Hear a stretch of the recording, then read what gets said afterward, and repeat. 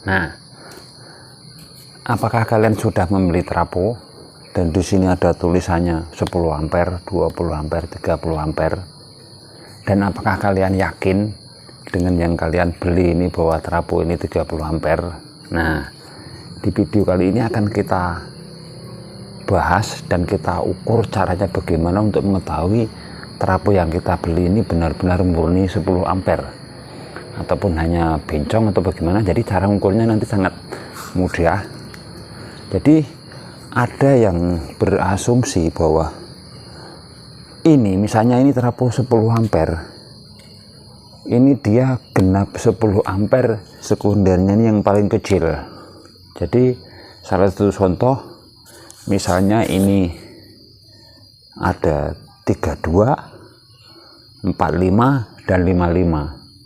Jadi dia genap 10 ampere, tegangannya ini di 32. Tapi jika kita memakai tegangan 55, ada yang bilang katanya kurang dari 10 ampere. Jadi mari kita hitung bersama, kita pelajari benar yang mana, apakah ampere ini memang hanya untuk tegangan yang paling kecil di trafo ini atau untuk tegangan yang paling besar di trafo ini, sehingga kita tidak ngawur dalam membeli trafo dan tidak salah kaprah. Saya ngukur ngopi ini saya bener stres. Jika video ini bermanfaat, silakan bantu tekan like dan subscribe. Terima kasih. Nah, di sini ada sebuah trafo 10 ampere. Untuk merek tidak usah dibahas. Jadi kita ini akan menggunakan, di sini tertulis ada CT, ada 12, 18, 24, 32, 42 dan 47. Ini sangat-sangat lengkap tegangannya. Jadi akan kita ukur satu persatu dari 12 volt sampai 47 ini. Apakah semuanya ini menunjukkan 10 ampere ataupun tidak? Jadi sebelum kita mengukur, kita pelajari dulu trafo ini apa. Jadi di sini trafo ini terdiri dari 2 buah lilitan yang tentunya tidak saling bersinggungan tapi bisa menimbulkan tegangan atau arus. Yang mana ini arus primer. Jadi arus primer itu ada gulungan uwet seperti ini AC 0 dan juga neta pasanya. Jadi intinya ini 220 dari PLN.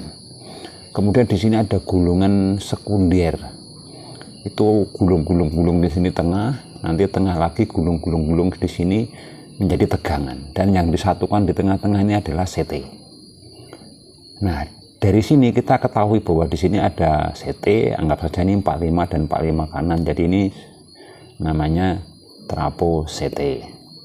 Nah, jika kita mau mengetahui ampernya, ya otomatis di sini nanti kita harus memotongnya. Salah satu kabel dari AC-nya ini, AC 220 ini, nanti akan disambungkan dengan sebuah alat yang bisa mengetahui nanti berapa ampernya.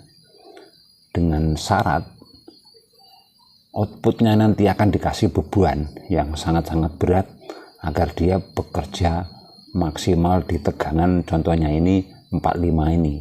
Ya mungkin lebih ekstrimnya ini di-shortkan seperti ini sebentar, ataupun di sini di-shortkan sebentar sehingga ketemu nanti ampernya ini. Jadi langsung saja mari kita tes di trafo ini. Oke, jadi ini sebuah trafo dan ini jalur AC-nya sudah saya pasang, nanti akan dicocol ke listrik. Kemudian di sini ada jalurnya ini, CT, bla bla bla bla, semua komplit. Jadi kita hanya butuh tang ampere ataupun multitester yang digital yang ada ampernya ini juga bisa. Nah, seperti ini. Jadi kalau lebih praktisnya ya tang ampere seperti ini, kita tinggal jepitkan saja di salah satu kabelnya seperti ini. Nah,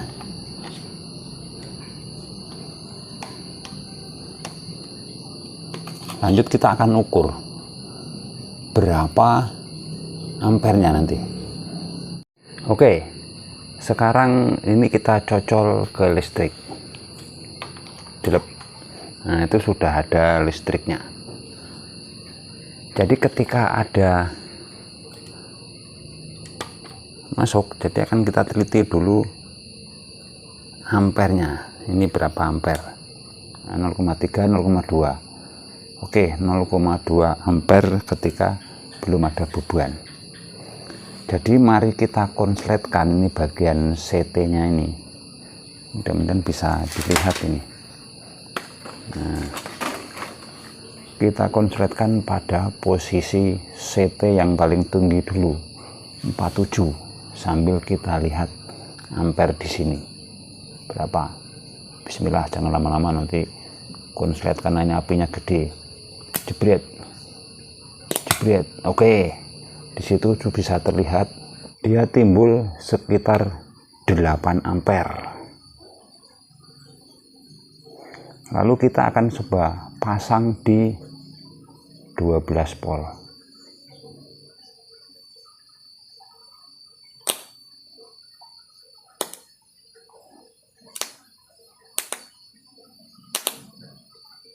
Cuman 1 koma.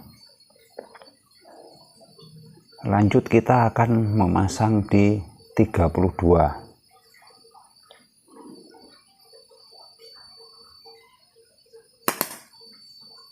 6, 9. Nah, jadi jika kita pasang ke 32 ini hampir 9 koma, mendekati 10 ampere.